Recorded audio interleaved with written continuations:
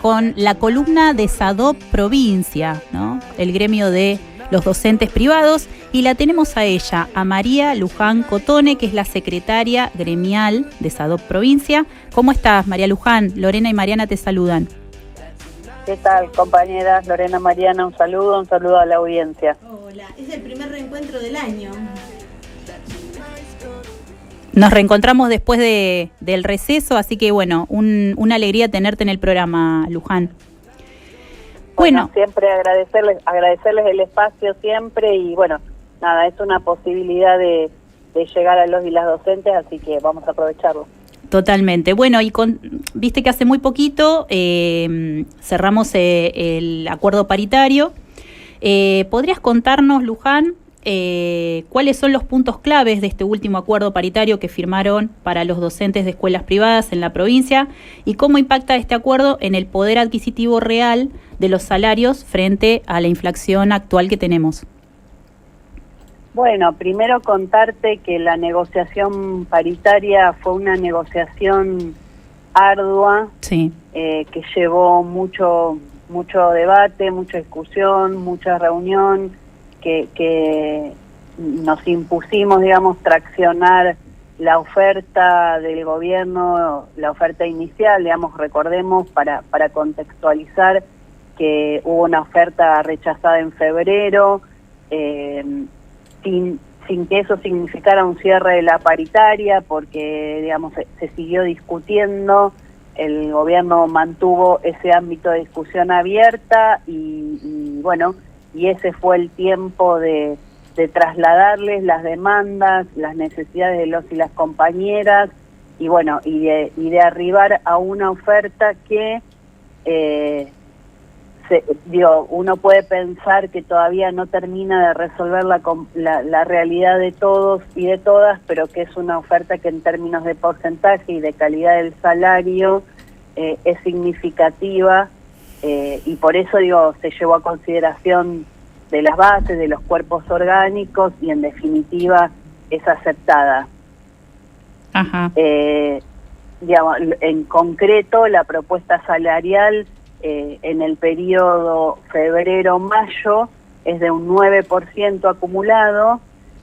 Este porcentaje que se distribuyó en un 1,5% en febrero, un 5% sobre el salario de marzo y un 2,5% sobre el salario de abril, en pleno lo cobran los jubilados, digamos, porque todas estas sumas van distribuidas entre el básico y algunas de las bonificaciones que conforman nuestro salario, pero que al tratarse de bonificaciones remunerativas alcanzan de pleno a los jubilados también, así que ese era un dato importante. Y además de ese porcentaje, sobre el salario de abril que se va a cobrar en mayo, también se incorpora una suma que es no remunerativa, no bonificable, pero que es en compensación de lo que era el incentivo y la conectividad, digamos, que hay que recordar, es un concepto del salario que se pierde a partir de que el gobierno nacional de Javier Milei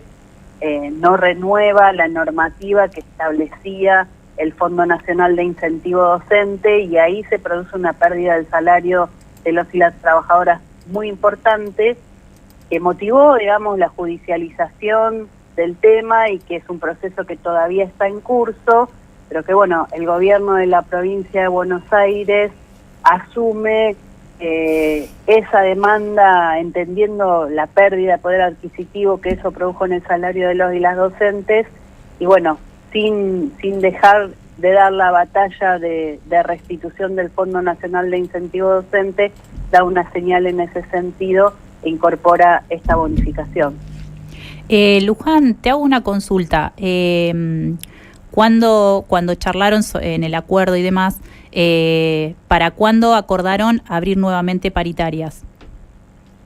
Este aumento va de febrero a mayo, con clausura de monitoreo en mayo y con reapertura de la discusión paritaria en junio. Ajá, o sea que Así a partir... bueno, en principio, digamos, esa es una muestra de una paritaria activa, digamos, que ya hay un compromiso de reapertura, de sentarnos nuevamente al diálogo, a poco de cobrar el último tramo del aumento acordado. Así que digo, insisto en esto de poder mirar esto en clave de las gestualidades, y es otra vez el gobierno de la provincia de Buenos Aires manteniendo la paritaria activa. Totalmente. Bueno, justamente eso quería hacer hincapié, en que se va a abrir una nueva paritaria, que hay diálogo, ¿no? A diferencia del gobierno nacional, ¿no? Que directamente no abre el diálogo. Entonces me parece importante que, cerrando el último aumento en mayo, ya en junio se esté hablando de una nueva apertura de paritarias para un nuevo acuerdo. Eso está buenísimo. Totalmente, digo, ese no son datos menores, digo, porque claramente hay que contraponerlo con una paritaria nacional. Uh-huh. Que no se convocó durante mucho tiempo, que la convocatoria que se hizo sobre el paro nacional, sí, como en un intento de revertir la medida de fuerza, fue un como sí, digo, porque la realidad es que el gobierno nacional no fue a decir nada en esa primera reunión de paritarias. Bueno, ahora hay una segunda reunión en breve. Sí, los gremios dejaron las demandas, digo, para también recordar el contexto, el último piso salarial nacional que fue establecido unilateralmente por el gobierno de Milei hace que el salario mínimo garantizado de los docentes sea de 500.000 pesos.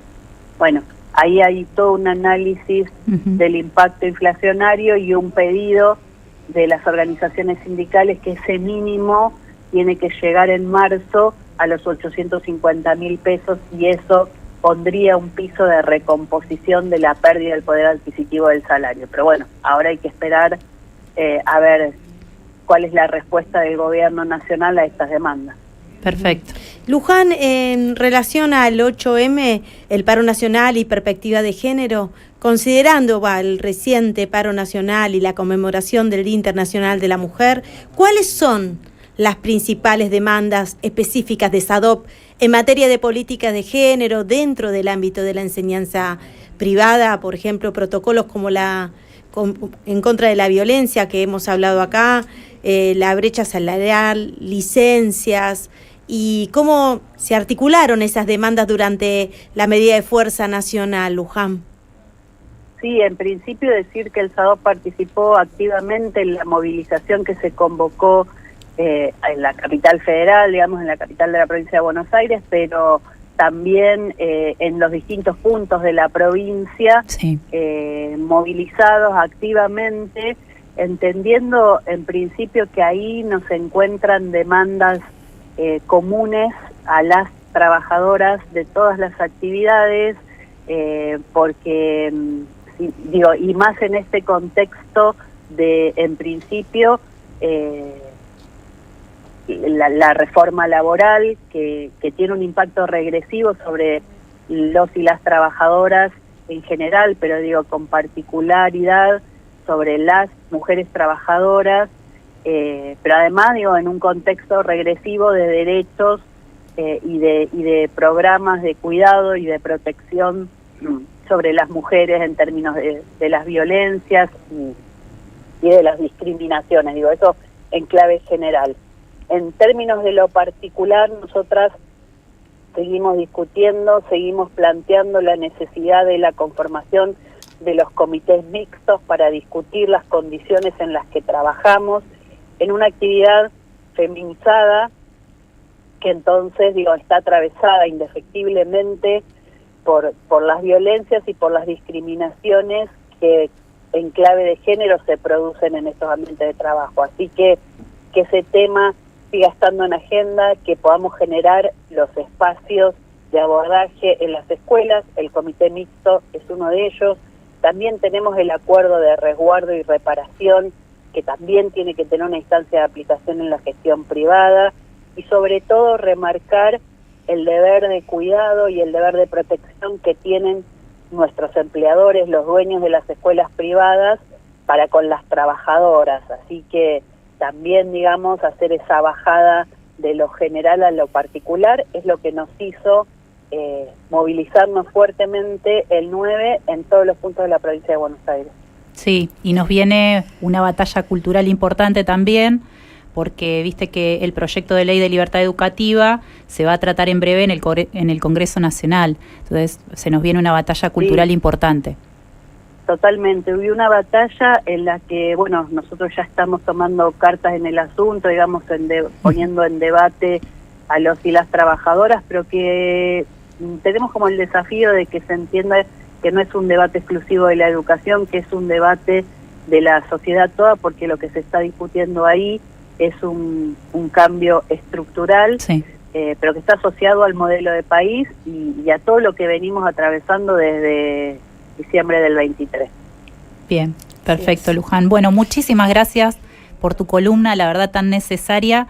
Tenemos muchos oyentes de escuelas privadas, así que bueno, muy necesaria tu columna para contar todo esto que vienen trabajando desde el SADOP Provincia, así que te agradecemos mes a mes esta participación tuya como el de todas las compañeras y compañeros del SADOP Provincia.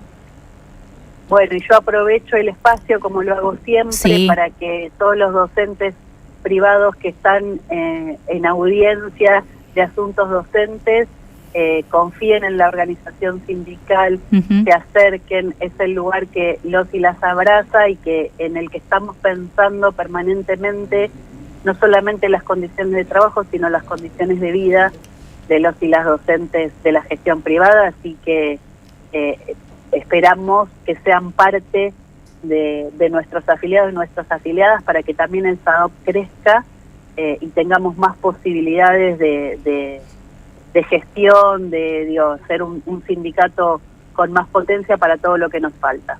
Totalmente. Muchísimas gracias, Luján. A ustedes. Un abrazo. Un beso.